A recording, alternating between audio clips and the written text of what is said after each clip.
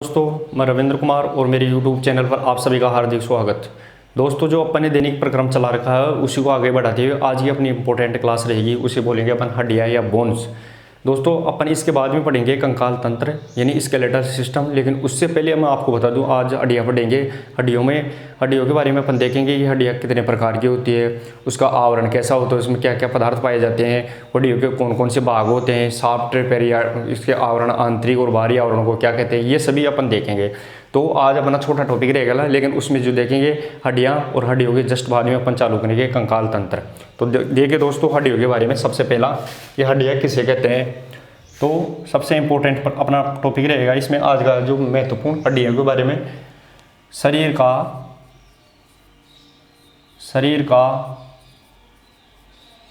आंतरिक खाका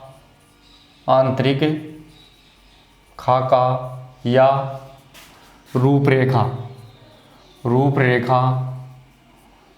बनाने वाली संरचना को कंकाल तंत्र या हड्डियाँ कहते हैं। ये भी ध्यान रखना, कंकाल तंत्र या हड्डियाँ कहते हैं, क्योंकि कंकाल तंत्र किससे मिलकर बना है, तो कंकाल तंत्र हड्डियों से मिलकर ही बना है। तो इसका पहली डेफिनेशन क्या निकल गया कि शरीर का आंतरिक खाका या रूपरेखा बनाने वाली संरचना को क्या कहेंगे, तो उसे कंकाल तंत्र या हड्डियाँ कहते हैं। ये भी इंपॉर्टेंट बात है, पहली बात।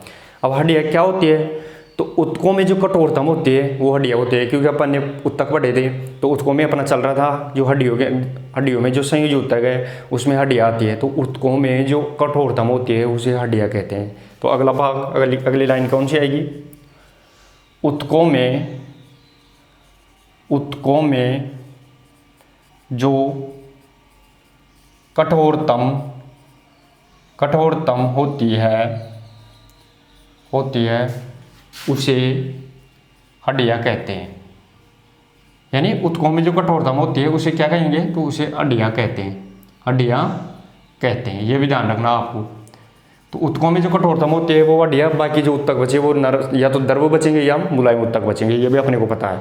अब ये हड्डियों में कठोरतम होती है, क्यों आती है, ये कठोरता क्यों आती है, तो ये हड्डियों में पाए जाने वाले कैल्शियम और मैग्नीशियम के कार्बोनेट लवण के कारण आती है। तो अगला पॉइंट, हड्डियों में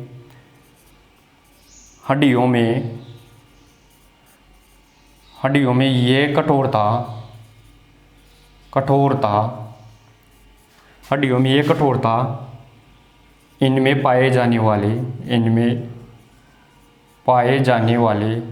और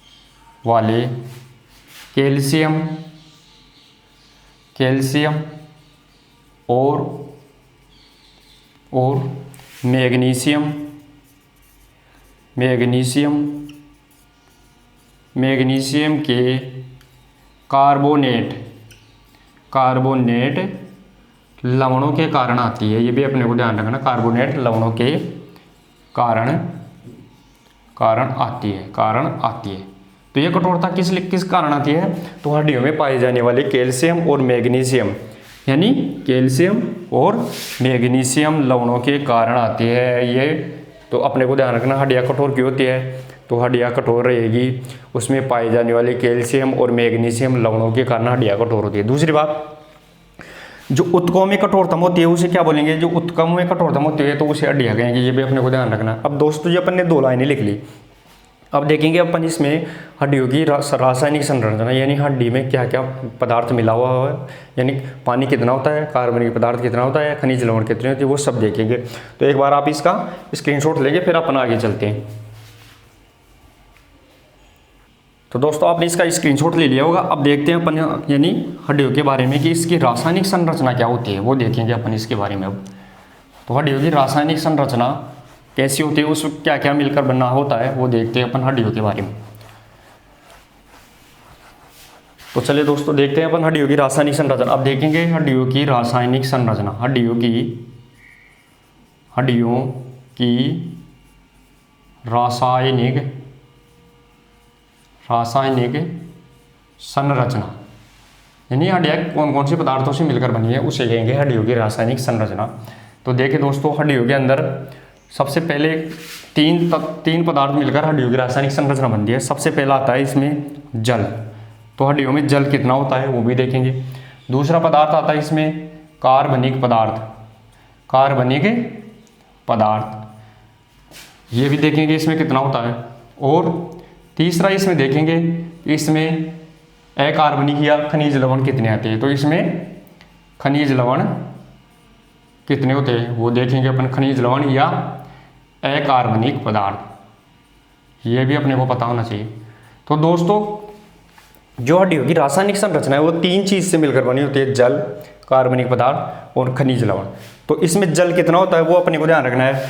तो जल होता है इसमें 25% हड्डियों में जल होता है, ये भी अपने को ध्यान रखना है। 25% क्या होता है तो जल होता है। कार्बनिक पदार्थ कितने होते हैं तो हड्डियों में कार्बनिक पदार्थ 30% होते हैं, ये भी अपने को ध्यान रखना, 30% कार्बनिक पदार्थ होते हैं। और जो खनिज लवण या अकार्बनिक पदार्थ है तो वो कितने होंगे तो वो इसमें रहेंगे 45%। कितने रहेंगे तो 45% इसमें खनिज लवण या अकार्बनिक पदार्थ रहेंगे। तो ये भी अपने को ध्यान रखना है दोस्तों।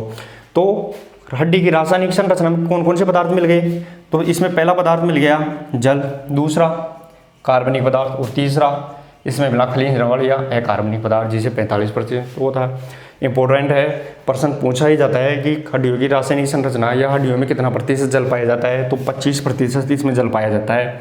कार्बनिक पदार्थ कितना होता है तो 30% होता है। और खनिज लवण या अकार्बनिक पदार्थ कितना होता है तो वो 45% होता है। तो दोस्तों, ये हो गई अपनी हड्डी की रासायनिक संरचना, अपने को पता लग गया। अब हड्डियों की रासायनिक संरचना के बाद में कि हड्डियों में बच्चों में जो खनिज लवण है, यानी बच्चों में खनिज लवण ज़्यादा पाया जाता है। इनमें कौन सा पदार्थ खनिज लवण, तो बच्चों में कौन सा पदार्थ ज़्यादा पाया जाता है तो कार्बनिक पदार्थ ज़्यादा पाया जाता है। इस कारण बच्चों की हड्डियाँ टूटने के बजाय मुड़ जाती है, ये भी अपने को ध्यान रखना है। तो बच्चों की हड्डियाँ क्या होती है टूटने के बजाय मुड़ जाती है। तो उसमें कौन सा पदार्थ होता है ज़्यादा तो कार्बनिक पदार्थ होता है। जो बुजुर्ग व्यक्ति होते हैं, वृद्ध व्यक्ति होते हैं, उनमें खनिज लवण या अकार्बनिक पदार्थ ज़्यादा पाया जाता है। तो उनकी हड्डियाँ तुरंत टूट जाती हैं, यानी हल्के से चोट के कारण भी उनकी हड्डियाँ टूट जाती है। दूसरी बात, हड्डियों में सबसे इंपॉर्टेंट तत्व कौन सा पाया जाता है तो हड्डियों के निर्माण में सबसे महत्वपूर्ण तत्व कैल्शियम होता है। और कैल्शियम का सबसे अच्छा स्रोत कौन सा होता है तो कैल्शियम का सबसे अच्छा स्रोत दूध होता है। तो दोस्तों, इसके बाद आपने ये स्ट्रक्चर तो ले लिया होगा। अब आप आगे चलते हैं अपन कौन सा, तो अपन आगे चलेंगे इसके बारे में डेफिनेशन देखेंगे कि क्या क्या होती है, कि बच्चों में कौन सा पदार्थ ज़्यादा पाया जाता है। जो वृद्ध व्यक्ति होते हैं, वृद्ध व्यक्तियों में कौन सा पदार्थ होता है तो वो अपनी इसकी रासायनिक संरचना के बारे में भी देख लिया कि कौन कौन से हड्डियों में क्या क्या पाया जाता है। अब देखते हैं अपन इसके बारे में नेक्स्ट फैक्ट है। तो अपना पहला फैक्ट आएगा कि बच्चों में कार्बनिक पदार्थ ज़्यादा पाया जाता है, इसके कारण बच्चों की हड्डियाँ टूटने के बजाय मुड़ जाती है। तो पहला फैक्ट कौन सा होगा, बच्चों में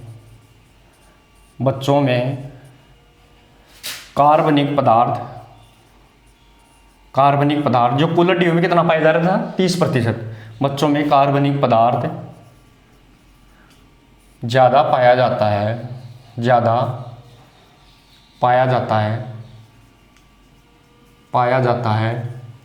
जिसके कारण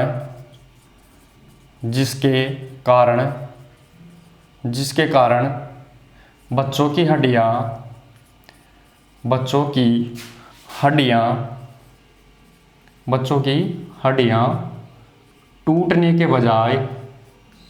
टूटने के बजाय मुड़ जाती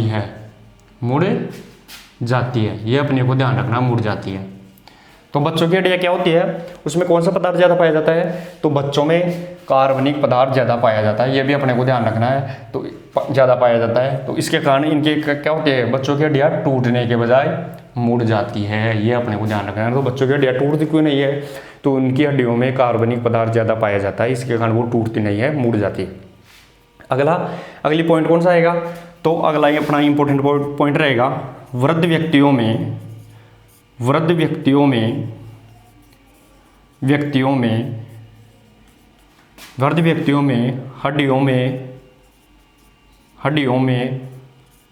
हड्डियों में कौन सा पदार्थ अकार्बनिक या खनिज लवण ज़्यादा पाया जाता है।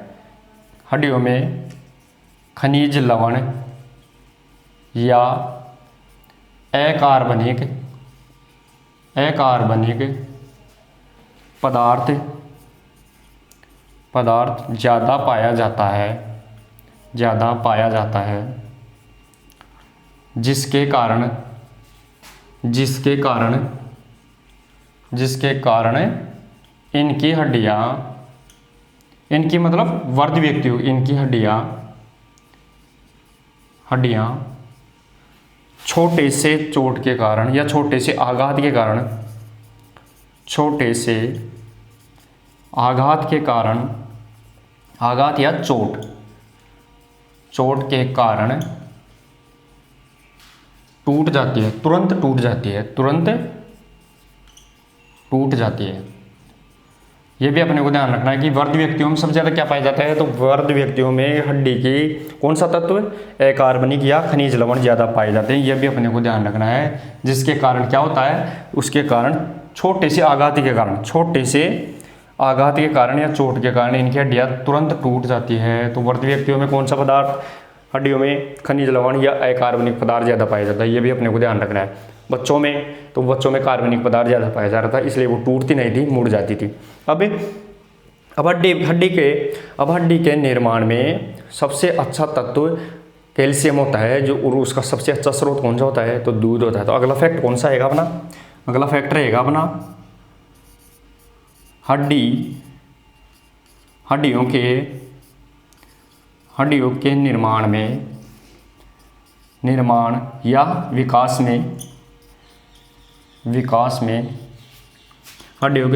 या विकास में हड्डियों के निर्माण या विकास में कौन सा तत्व, हड्डियों के निर्माण या विकास में कैल्शियम तत्व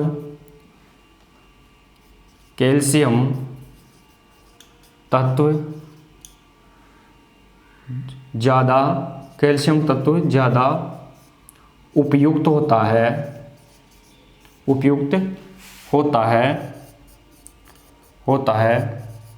और कैल्शियम का सबसे अच्छा स्रोत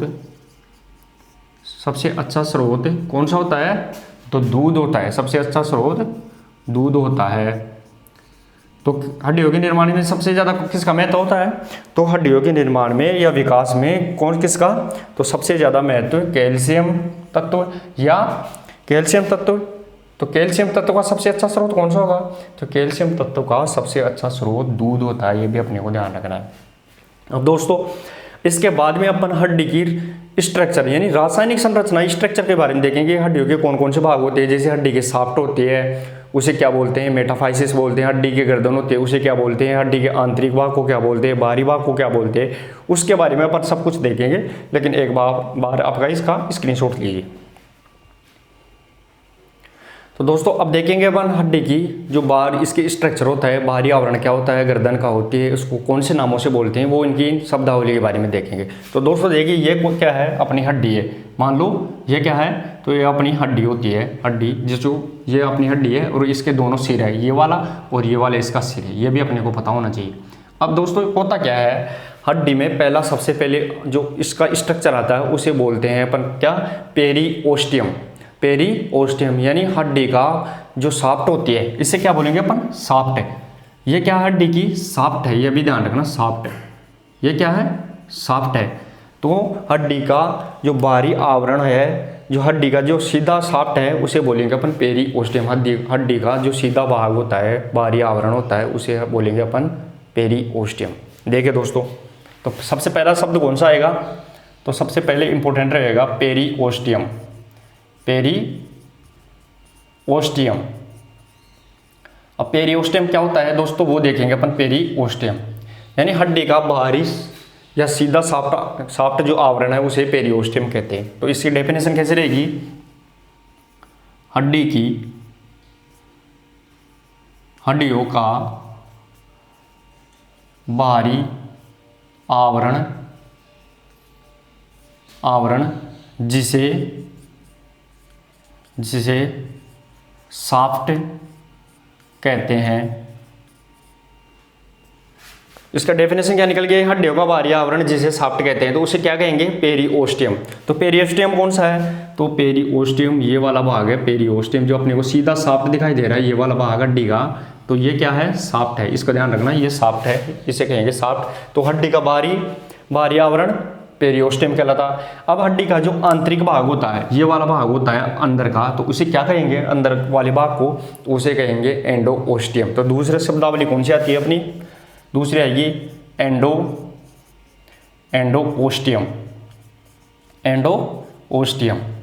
तो देखिए दोस्तों, एंडोओस्टियम क्या होता है वो देखते हैं अपन, यानी शाफ्ट का आंतरिक आवरण एंडोओस्टियम कहलाता है। जो हड्डी की शाफ्ट दिख रही है, तो शाफ्ट का आंतरिक आवरण एंडोओस्टियम। तो इसकी डेफिनेशन, शाफ्ट का आंतरिक आवरण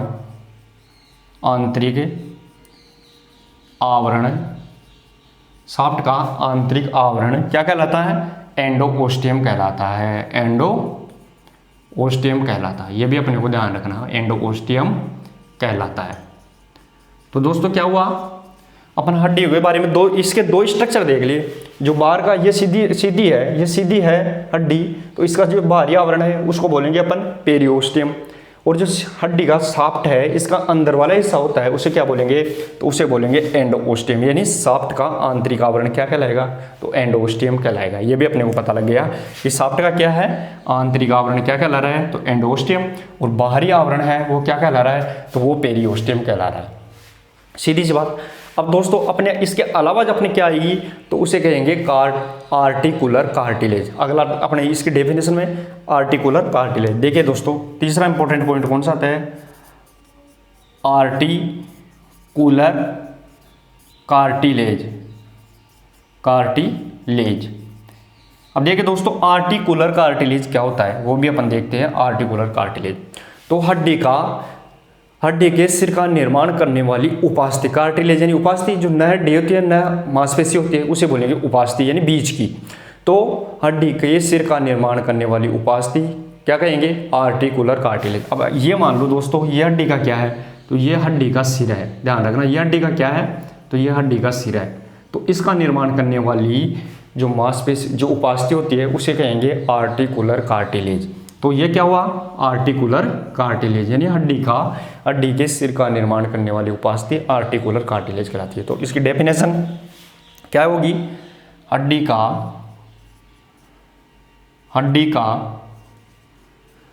का सिर बनाने वाली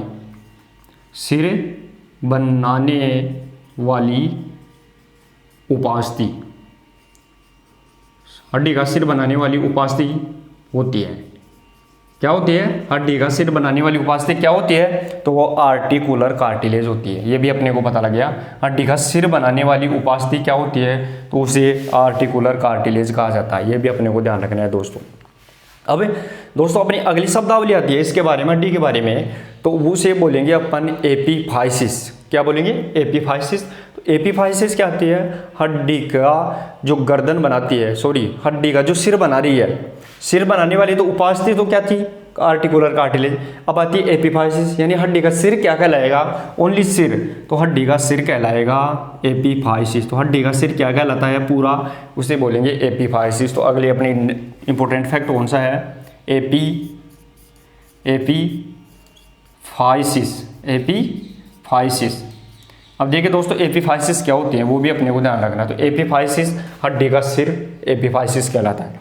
तो हड्डी का जो हड्डी है, तो हड्डी का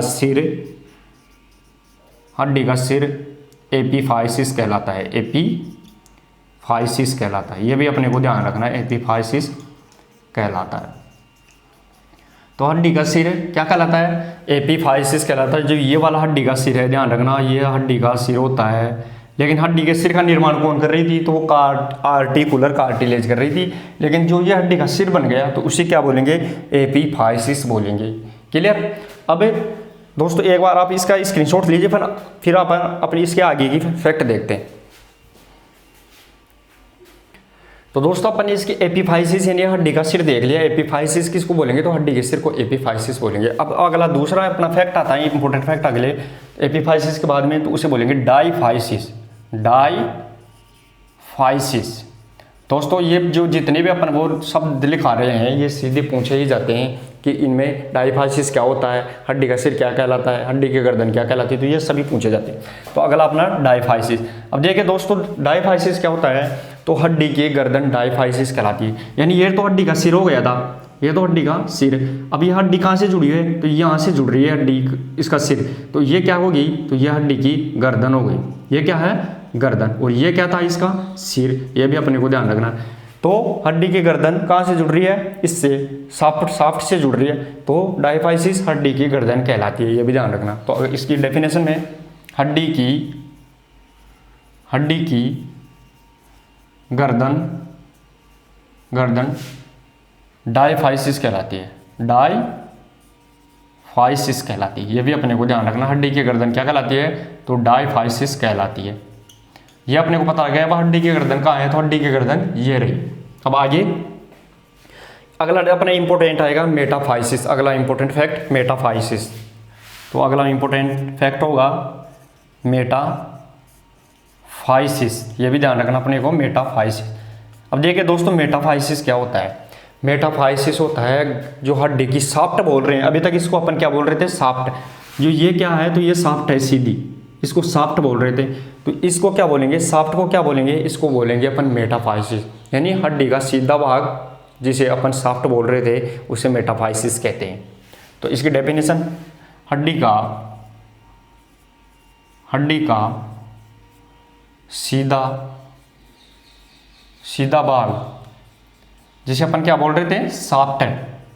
इस शाफ्ट को क्या कहेंगे, तो इस शाफ्ट को कहेंगे अपन क्या, मेटाफाइसिस।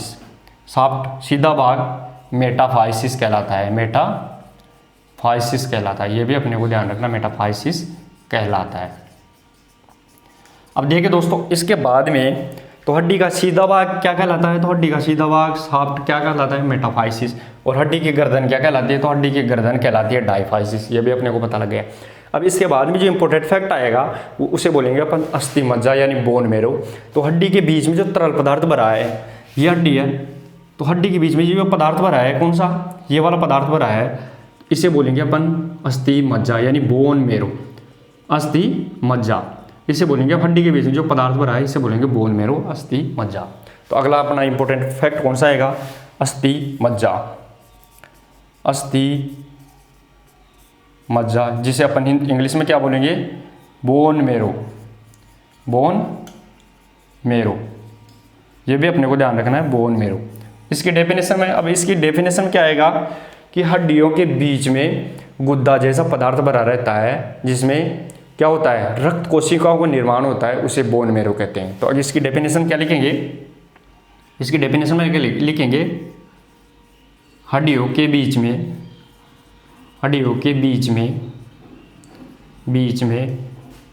गुद्दा जैसा पदार्थ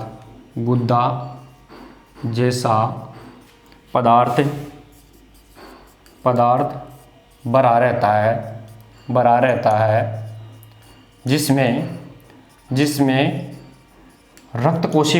रहता है जिसमें रक्त कोशिकाओं का निर्माण होता है, जो आरबीसी डब्ल्यूबीसी होती है उसका निर्माण होता है। तो रक्त कोशिकाओं का निर्माण होता है, उसे क्या कहेंगे, तो उसे बोलेंगे अपन अस्थि मज्जा यानी बोन मैरो। यह भी अपने को ध्यान रखना है। तो हड्डियों के बीच में कैसा पदार्थ, गुद्दा जैसा पदार्थ भरा रहता है, उसे क्या कहेंगे, उसमें भरा रहता है जिसमें क्या होता है, रक्त कोशिकाओं का निर्माण होता है, उसे बोलेंगे अपन क्या, अस्थि मज्जा यानी बोन मैरो। अब दोस्तों इसके बाद में जो फैक्ट आएगा अस्थि मज्जा के बाद में, उसे बोलेंगे हीमोपोइसिस यानी अस्थि मज्जा के अंदर रक्त का निर्माण करने वाली कोशिका हीमोपोइसिस कहलाती है। अस्थि मज्जा में रक्त निर्माण करने की प्रक्रिया क्या कहलाएगी, हीमोपोइसिस। लेकिन एक बार इसके आप स्क्रीनशॉट लीजिए, फिर आगे देखते हैं अपन। दोस्तों अब अपना इंपॉर्टेंट फैक्ट आएगा इसमें हीमोपोइसिस। अगला फैक्ट कौन सा है, तो हीमोपोइसिस।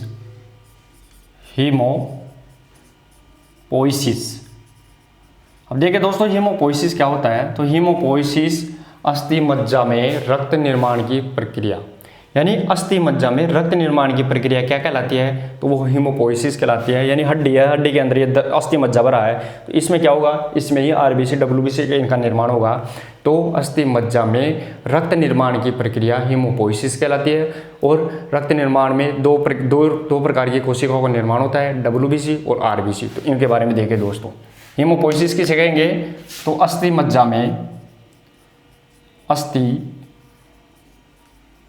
में रक्त यानी रक्त निर्माण की प्रक्रिया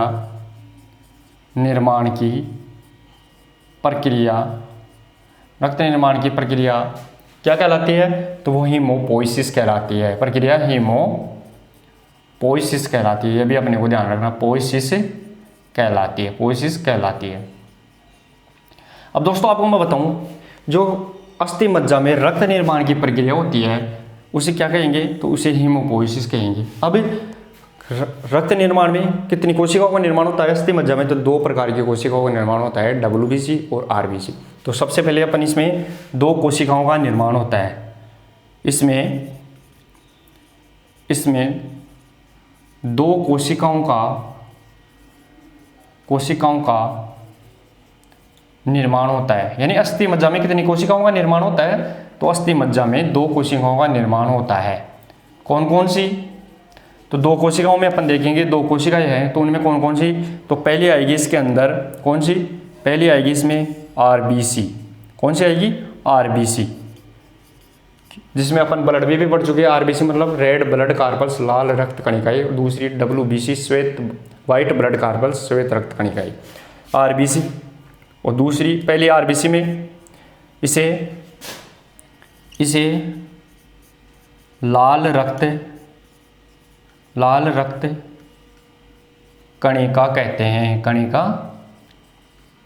कहते हैं, जो हड्डियों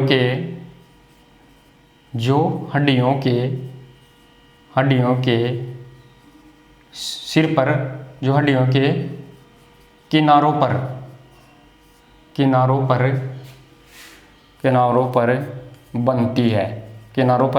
बनती है। यह भी ध्यान रखना। तो आरबीसी का निर्माण कहाँ होता है, तो आरबीसी का निर्माण हड्डियों के किनारों पर, जैसे मान लो ये सिर है तो ये क्या होंगे, आरबीसी का निर्माण होगा, इसलिए हड्डियों के किनारे लाल दिखाई देते हैं। तो अगला फैक्ट क्या होगा, इसलिए हड्डियों के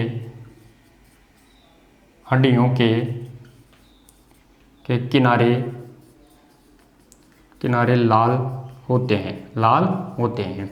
क्यों लाल क्यों थे, तो वहाँ पर आरबीसी का निर्माण होता है, यानी लाल रक्त कणिकाओं का निर्माण होता है सिर पे, इसलिए क्या होता है, इसलिए हड्डियों के किनारे लाल होते हैं। अब दूसरी कोशिका कौन सी बनेगी इसके अंदर रक्त की, तो रक्त की दूसरी कोशिका बनेगी डब्ल्यूबीसी।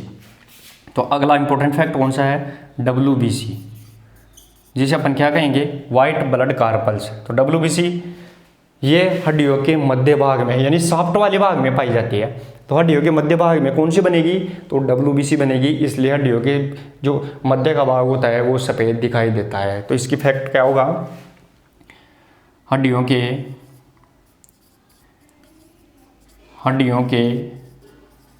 मध्य भाग में श्वेत रक्त कणिका, यानी डब्ल्यूबीसी, श्वेत रक्त कणिका का निर्माण होता है। कहाँ होता है, तो मध्य भाग में होता है। मध्य वाले भाग में क्या होता है, तो इस भाग में डब्ल्यूबीसी का निर्माण होता है, इसलिए हड्डियों के किनारे कैसे दिखाई दे, हड्डियों का बीच का भाग कैसा दिखाई देता है, तो वो सफ़ेद दिखाई देता है। तो इसकी अगली फैक्ट क्या होगा, इसलिए हड्डियों का मध्य भाग सफ़ेद दिखाई देता है। ये भी अपने को ध्यान रखना, सफ़ेद दिखाई देता है। क्यों दिखाई देता है, तो हड्डियों के मध्य भाग में क्या होती है, डब्ल्यूबीसी का निर्माण, यानी श्वेत रक्त कणिकाओं का क्या होता है, निर्माण, इसलिए हड्डियों का क्या मध्य भाग कैसा होता है, सफ़ेद होता है। तो WBC का निर्माण कहाँ होता है, तो हड्डियों के मध्य भाग में होता है, इसलिए हड्डियों का मध्य भाग सफ़ेद दिखाई देता है। तो दोस्तों एक बार आप इसका स्क्रीनशॉट लीजिए, फिर अपन इसके आगे की फैक्ट पढ़ते हैं।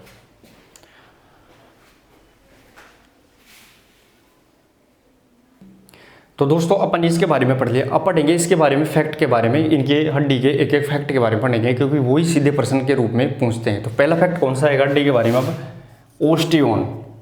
पहला शब्द कौन सा है, ओस्टियोन, ओस्टियोन, ओस्टियोन। अब इसे ओस्टियोन का मतलब क्या होता है, पूर्ण विकसित हड्डी। जब हड्डी बनकर पूरी तैयार हो जाती है तो उसे ओस्टियोन कहते हैं, यानी पूर्ण विकसित हड्डी का रूप ओस्टियोन कहलाता है। इसकी डेफिनेशन क्या आएगी, पूर्ण विकसित हड्डी का रूप। पूर्ण विकसित हड्डी का रूप क्या कहलाएगा, हड्डी में मतलब बन चुकी है, कंप्लीट हो चुकी है बनकर, तो उसे ओस्टियोन कहेंगे। पूर्ण विकसित हड्डी ओस्टियोन कहलाती है। तो आगे अगले फैक्ट कौन सा आएगा, ओस्टियोसाइट। अगला फैक्ट ओस्टियोसाइट,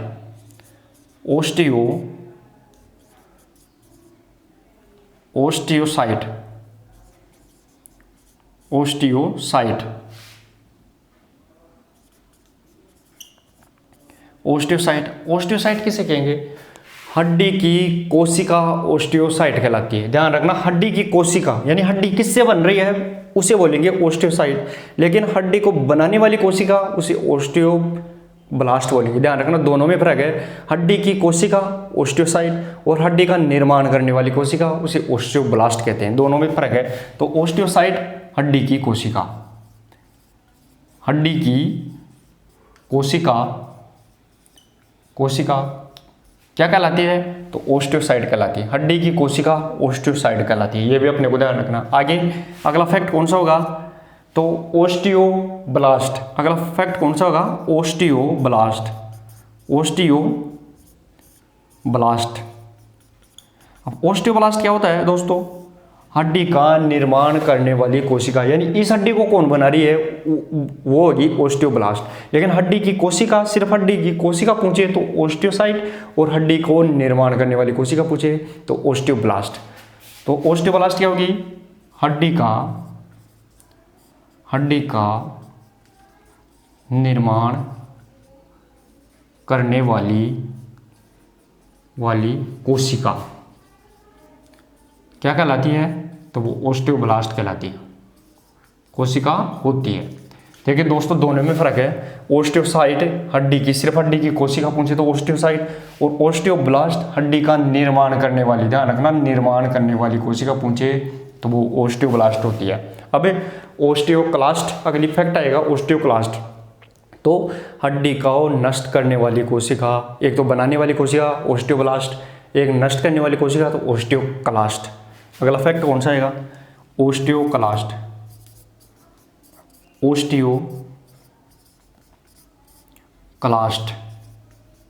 ओस्टियोक्लास्ट ये क्या रहेगा, तो ओस्टियोक्लास्ट मतलब हड्डी को नष्ट करने वाली कोशिका, हड्डी को नष्ट करने वाली कोशिका, उसे क्या कहेंगे, तो उसे ओस्टियोक्लास्ट कहेंगे। अब अगला फैक्ट आएगा अपना ओस्टियोलॉजी। हड्डियों का अध्ययन ओस्टियोलॉजी कहलाता है, हड्डियों का अध्ययन ओस्टियोलॉजी। तो अगला फैक्ट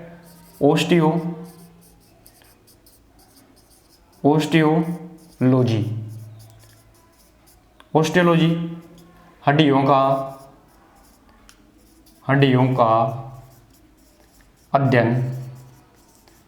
अध्ययन क्या कहलाएगा, तो हड्डियों का अध्ययन ओस्टियोलॉजी कहलाता है, अध्ययन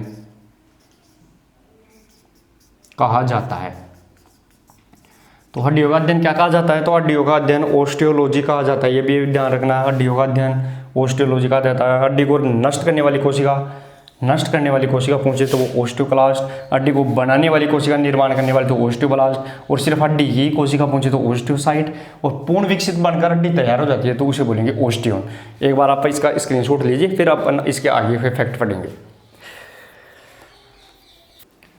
तो दोस्तों अब इसके अगला फैक्ट आता है, उसे बोलेंगे अपन हैवर्सन कैनाल, यानी शरीर की रक्तवाहिका और तंत्रिका एक साथ चलती है। शरीर की रक्तवाहिकाएं जो सिराएं और धमनियाँ और उनके साथ तंत्रिका एक साथ चलती है, तो शरीर की रक्तवाहिका और तंत्रिका एक साथ जिस नली के माध्यम से चलती है उसे बोलेंगे हैवर्सन कैनाल। ध्यान रखना, शरीर की रक्तवाहिका और तंत्रिकाएं जिस नली के माध्यम से एक साथ चलती है उसे बोलेंगे हैवर्सन कैनाल। तो अगला फैक्ट आएगा अपना हैवर्सन कैनाल, लेकिन उससे पहले मैं आपको एक चित्र बना के बता दूं कि हैवर्सन कैनाल कैसा होता है। मान लो ये क्या है अपनी, तो ये अपनी क्या है, तो ये अपनी मान लो क्या है, ये अपनी हैवर्सन कैनाल है। देखना ये क्या है अपनी हैवर्सन कैनाल, ऐसी होती है। मान लो ये क्या है, अस्थि है, ये अस्थि होती है।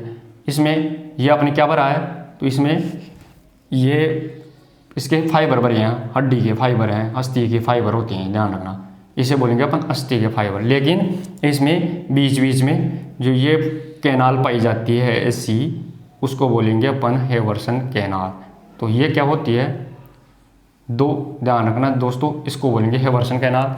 तो ये जोड़ने वाली होती है दो, एक बार आप इसको देखिए ये क्या होता है। तो ये अपना क्या निकल गई, मांसपेशी है, हड्डी है। अब हड्डी में से अपन ने क्या निकाल लिया, हड्डी में से भी अपन ने एक और क्या निकाल लिया, हैवर्सन कैनाल निकाल लिया, हैवर्सन कैनाल। एक हड्डी में से एक अपन ने क्या खींच के निकाल लिया, ये एक वो निकाल लिया, इसका फाइबर निकाल लिया, ये निकाल लिया फाइबर। इसके बाद में इसमें से भी अपन ने क्या एक और खींच के निकाल लिया, ये फाइबर निकल के आ गया, एक और निकाल लिया, तो ये छोटा फाइबर। इस प्रकार ये निकलता ही जाएगा। तो ये क्या है, ये फाइबर निकलते ही जा रहे हैं। ये मान लो ये क्या है, तो ये फाइबर इसमें से निकलते ही जा रहे हैं। तो दोस्तों इसको तो अपन ने क्या बोल दिया, तो इसको तो अपन ने मान लो क्या बोला, तो इसको तो बोला अपन ने हैवर्सन कैनाल, हैवर्सन कैनाल। इसको एक को निकाला, फिर इसमें से खींचा, फिर निकली, फिर इसमें से निकाला, फिर इसमें, तो ये नलिकाएं निकल रही है। तो शरीर में रक्तवाहिका और तंत्रिका जिस नली के माध्यम से एक साथ जाती है उसे हैवर्सन कैनाल कहते हैं। तो इन नलियों के माध्यम से तंत्रिका और रक्तवाहिकाएं अंदर जाती है, तो ये क्या होगी, इसे बोलेंगे अपन हैवर्सन कैनाल, हैवर्सन कैनाल, इसको बोलेंगे हैवर्सन कैनाल। और दो हैवर्सन कैनाल को जोड़ने वाली, दो हैवर्सन कैनाल यानी एक और एक ही हो गई, एक ही हो गई, तो दो हैवर्सन कैनाल को जोड़ने वाली नलिका को क्या कहेंगे, तो उसे बोलेंगे अपन वोल्कमैन कैनाल। तो ये क्या होगी, ये जो ये नलिकाएं दिख रही है अंदर, तो ये होगी वोल्कमैन कैनाल। इसको बोलेंगे अपन क्या, वोल्कमैन कैनाल, वोल्कमैन कैनाल, ध्यान रखना, इसके बोलेंगे अपन वोल्कमैन कैनाल। तो यानी जो हैवर्सन कैनाल है, दो हैवर्सन कैनालों को जोड़ने वाली नलिका को कहेंगे वोल्कमैन कैनाल, यानी ये एक ये दूसरी, तो इन दोनों को जुड़ेगी तो वोल्कमैन कैनाल हो जाएगी। तो सबसे पहला अपना फैक्ट आएगा इसमें हैवर्सन कैनाल, हैवर्सन कैनाल, यानी हैवर्सन कैनाल क्या होता है, तो शरीर की रक्तवाहिकाएं और तंत्रिका जिस नलिका के माध्यम से एक साथ जाती है उसे हैवर्सन कैनाल कहते हैं। तो शरीर की रक्तवाहिका और तंत्रिका जिस नलिका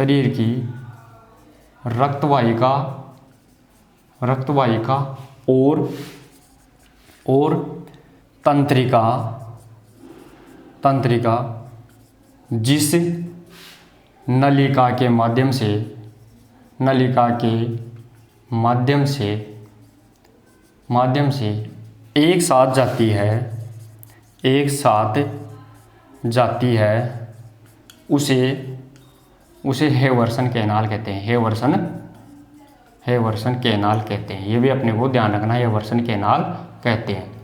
तो जो अपने शरीर की रक्तवाहिका है और तंत्रिका इन नलिकाओं के माध्यम से जाती है, इनके माध्यम से एक साथ जाती है अंदर, तो उसे बोलेंगे अपन क्या, हैवर्सन कैनाल। ये भी अपने को ध्यान रखना, हैवर्सन कैनाल।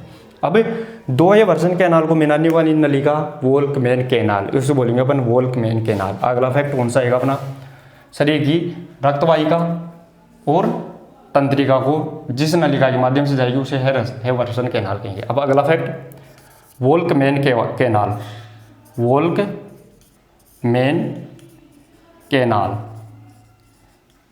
यानी इसका अर्थ क्या होगा, दो हेवर्सन कैनाल को मिलाने वाली नलिका हेवर्सन कैनाल कहलाएगी, सॉरी वोल्कमैन कैनाल कहलाएगी। तो इसका अर्थ होगा दो हेवर्सन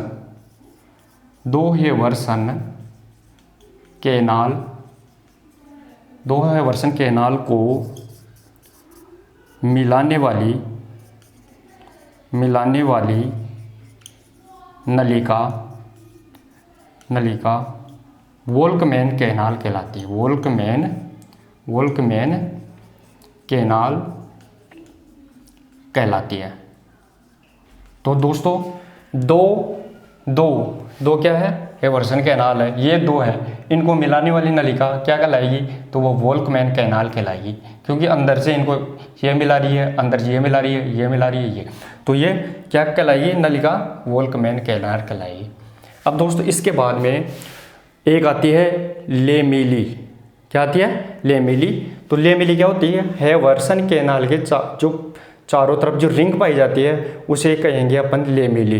यानी हेवर्सन कैनाल है ये, इसके चारों तरफ ये क्या पाई जा रही है, रिंग, ये क्या पाई जा रही है, रिंग, और ये क्या पाई जा रही है, रिंग, तो इसको बोलेंगे अपन क्या, लेमिली। यानी हेवर्सन कैनाल के चारों तरफ जो रिंग पाई जाती है उसे हेवर्सन कैनाल लेमिली कहेंगे। तो अगला फैक्ट आएगा अपना लेमिली। ध्यान रखना, लेमिली। अब ये क्या होती है, तो हेवर्सन कैनाल के चारों तरफ जो रिंग पाई जाती है उसे लेमिली कहते हैं। तो हेवर्सन कैनाल के चारों तरफ एक रिंग होती है। तो हेवर्सन कैनाल के चारों तरफ जो रिंग होती है उसे क्या बोलेंगे, इसे बोलेंगे लेमिली। ये भी अपने को ध्यान रखना है। अब अगला फैक्ट आता है दोस्तों अपना, तो ये तो क्या है, एक रिंग है, किसके चारों तरफ है, हेवर्सन कैनाल के चारों तरफ। अब अगला फैक्ट आता है, उसे बोलेंगे अपन लेकुना। अगला फैक्ट अपना कौन सा आएगा, तो वो लेकुना आएगा। यानी हेवर्सन जो लेमिली है, इस लेमिली में गड्ढे के रूप में पाए जाते हैं, उसे लेकुना बोलेंगे। यानी लेमिली में छोटे छोटे गड्ढे पाए जाते हैं, उसे बोलेंगे लेकुना। जो लेमिली जो रिंग है, इस रिंग के अंदर क्या पाए जाते हैं, छोटे छोटे गड्ढे, उसे बोलेंगे लेकुना। तो अगला फैक्ट आएगा अपना लेकुना। ध्यान रखना, लेकुना। तो लेकुना का मतलब लेमिली में छोटे छोटे गड्ढे होते हैं, उसे लेकुना कहते हैं। लेमिली में छोटे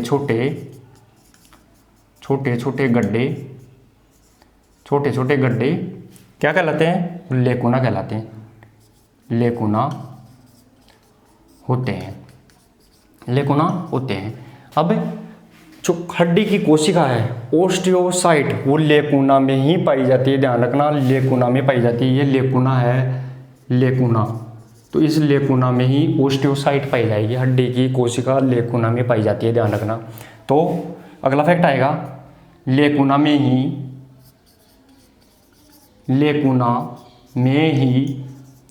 हड्डी की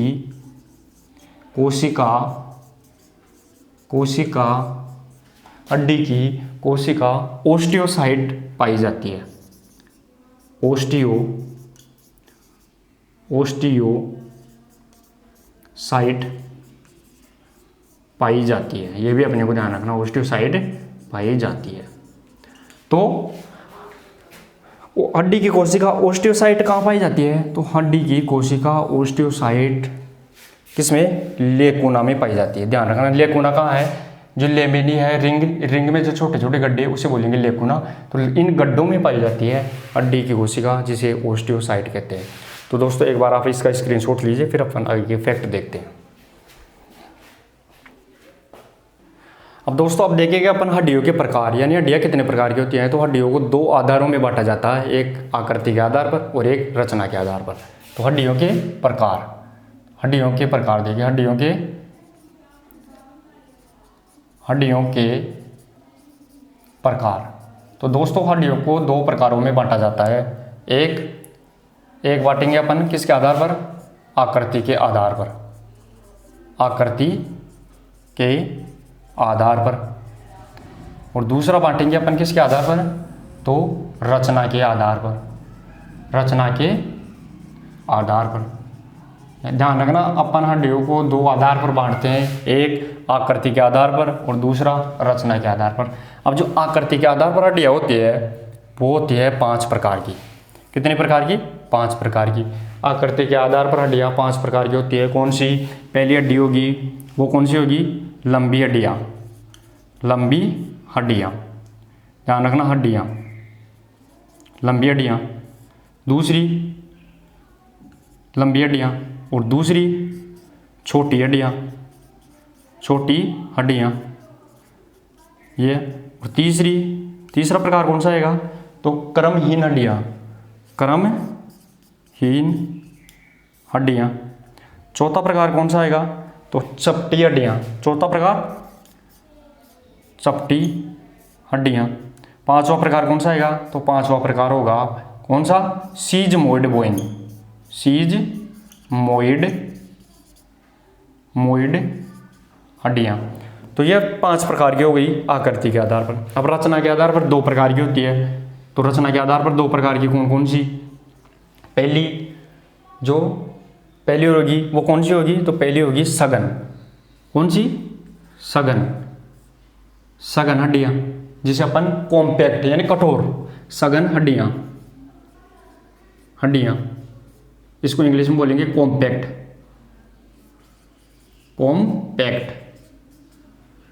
और दूसरी हड्डी होगी सुशिर हड्डियाँ, इसे बोलेंगे अपन इंग्लिश में क्या बोलेंगे, तो सुशिर हड्डियों को बोलेंगे अपन इंग्लिश में स्पॉन्जी हड्डियाँ, स्पॉन्जी बोन, यानी स्पॉन्जी बोन। ये भी अपने को पता लगे। अब देखिए दोस्तों इसके बारे में थोड़ा अपन डिटेल से देखते हैं। तो लंबी हड्डियाँ क्या होती है, लंबी हड्डियाँ, इसके बाद में छोटी हड्डी, क्रमहीन हड्डी, चपटी हड्डी और सीजमोइड बोइन, ये भी देखेंगे। तो आकृति के आधार पर अपन ने कितनी हड्डियाँ, 5 प्रकार की। तो पहली लंबी हड्डियाँ, तो इनके एक 2 सिर और एक शाफ्ट होती है, यानी इनकी क्या होती है, तो जैसे मान लो ये हड्डी है, ये क्या है हड्डी, तो इसकी ये तो हड्डी की शाफ्ट हो गई, ये हड्डी का क्या हो गया, सिर, ये तो इसकी क्या हो गई, एक शाफ्ट और 2 सिर हो गए ये। तो इसमें क्या आएगा, एक शाफ्ट और 2 सिर होते हैं, और 2 सिर होते हैं। इसकी डेफिनेशन में ये आएगा, यानी एक शाफ्ट होती है और 2 सिर होते हैं किसके, लंबी हड्डियों के। उदाहरण के तौर पर ये कहाँ पाई जाएगी, तो ये कहाँ पाई जाती है, हाथ और पैरों में लंबी हड्डियाँ हाथ और पैर में पाई जाती है, हाथ और पैर में पाई जाती है, ये भी ध्यान रखना।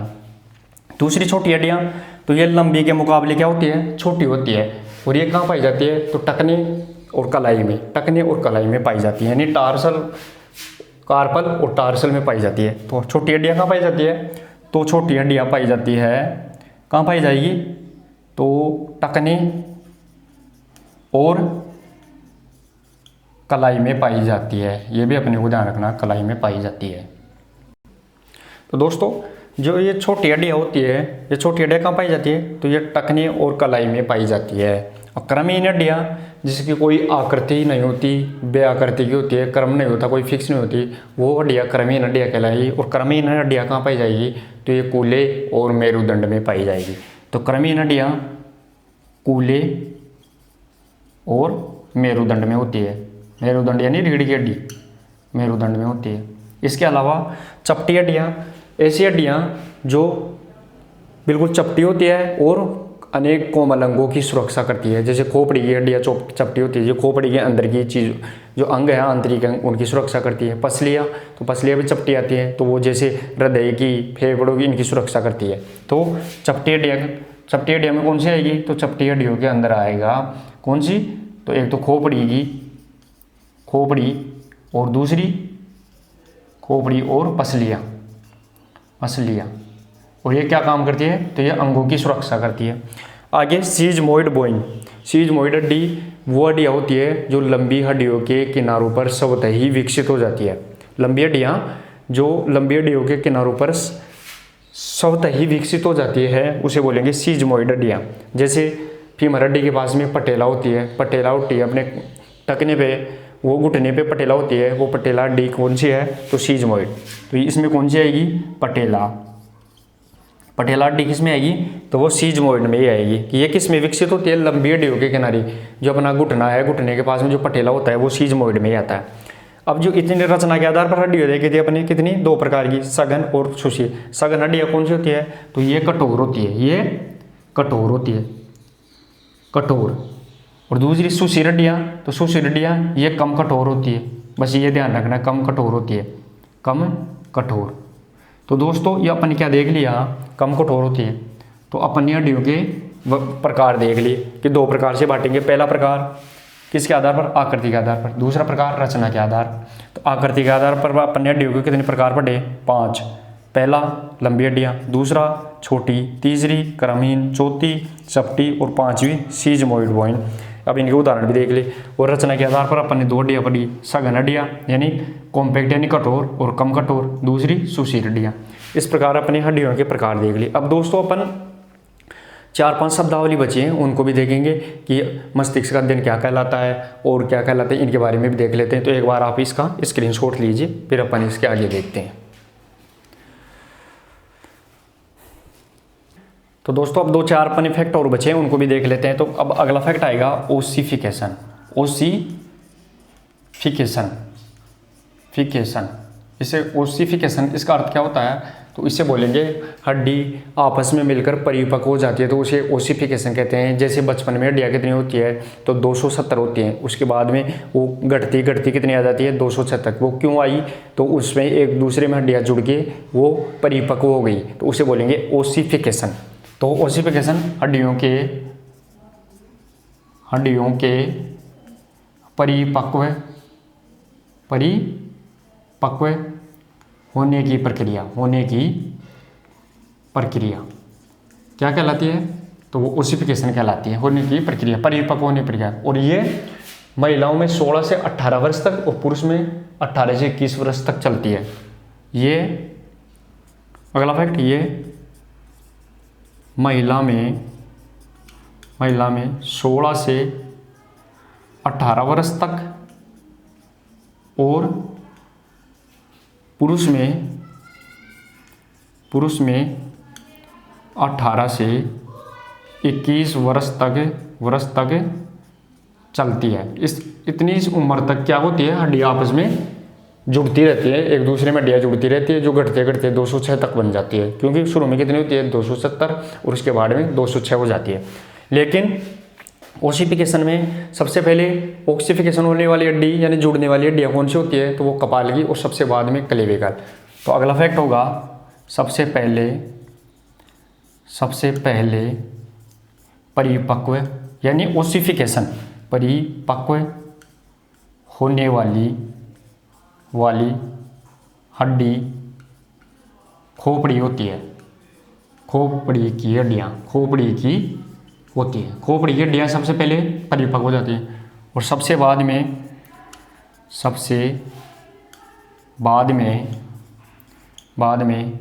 क्लेविकल, जो अपनी ये कॉलर बोन आती है, वो सबसे बाद में परिपक्व होती है। सबसे बाद में क्लेविकल हड्डी होती है। तो सबसे बाद में परिपक्व कौन होगी? तो वो क्लेविकल हड्डी होगी। तो अपन ने क्या क्या देख लिया? परिपक्व होने की प्रक्रिया क्या कहलाती है? तो वो ओसिफिकेशन, यानी हड्डियाँ जुड़ के हो जाती है। मान लो शुरुआत में हड्डी कितनी थी? तो शुरुआत में 270 हड्डियाँ, लेकिन वो जुड़ते जुड़ते कितनी हो जाएगी? 206 तक आ जाएगी। तो इसमें 206 हड्डियों का मतलब क्या हो गया? उसमें ओसिफिकेशन हो गया। अब ये महिलाओं में कब तक चलता है? तो महिलाएं 16 से 18 वर्ष तक ये जुड़ती रहती है, पुरुष में 18 से 21 वर्ष तक जुड़ती रहती है। और सबसे पहले परिपक्व कौन सी वाली हड्डी होती है? तो वो खोपड़ी की हड्डी सबसे पहले जुड़ जाती है, और इस सबसे बाद में तो क्लेविकल हड्डी सबसे बाद में परिपक्व होती है। तो दोस्तों अपन ने ये फैक्ट भी देख लिए। अब 1-2 फैक्ट और बच रहे हैं, उनको भी अपन देखते हैं। एक बार आप इसका स्क्रीनशॉट लीजिए। अब दोस्तों अपने 1-2 फैक्ट और बचे हैं, उनको देखेंगे अपन। तो अगला फैक्ट आएगा अपना कौन सा? फ्रेनोलॉजी। फ्रेनोलॉजी किसे कहेंगे? तो कपाल यानी मस्तिष्क का अध्ययन क्या कहलाएगा? फ्रेनोलॉजी। तो मस्तिष्क का अध्ययन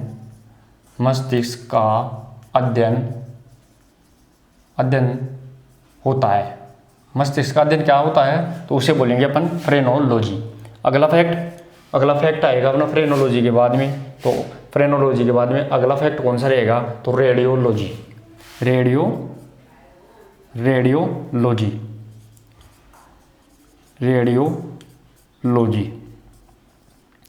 रेडियोलॉजी क्या होती है?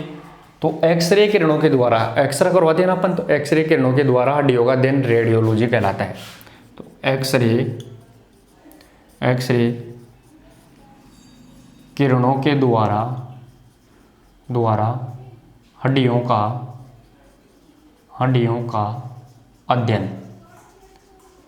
अध्ययन क्या कहलाता है? तो वो रेडियोलॉजी कहलाता है। ये भी अपने को ध्यान रखना है। अगला इंपॉर्टेंट फैक्ट आएगा अपना कौन सा? ओबेसिन। ध्यान रखना, ओबेसिन अगला फैक्ट इंपॉर्टेंट फैक्ट है। ओबेसिन क्या होता है? तो हड्डियों में जो प्रोटीन पाया जाता है उसे ओबेसिन बोलते हैं। ओबेसिन क्या होगा? हड्डियों का प्रोटीन।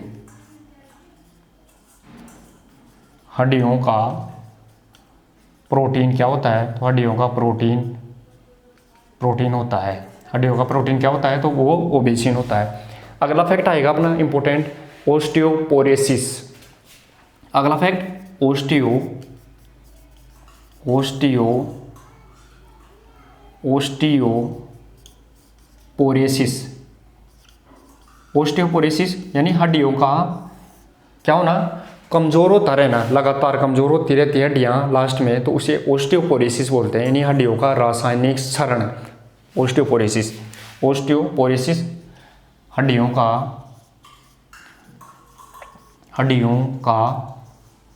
रासायनिक क्षरण क्या कहलाता है? तो हड्डियों का रासायनिक क्षरण कहलाता है ओस्टियोपोरोसिस। ये भी अपने को ध्यान रखना। अब यानी कमजोर होना।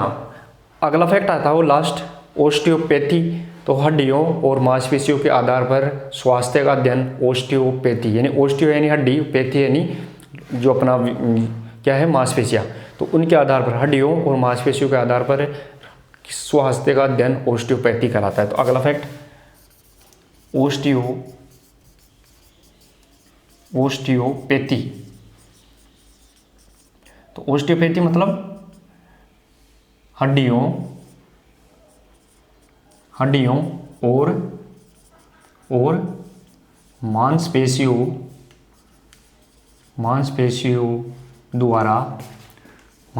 द्वारा स्वास्थ्य का अध्ययन क्या कहलाता है? तो वो ओस्टियोपैथी कहलाता है।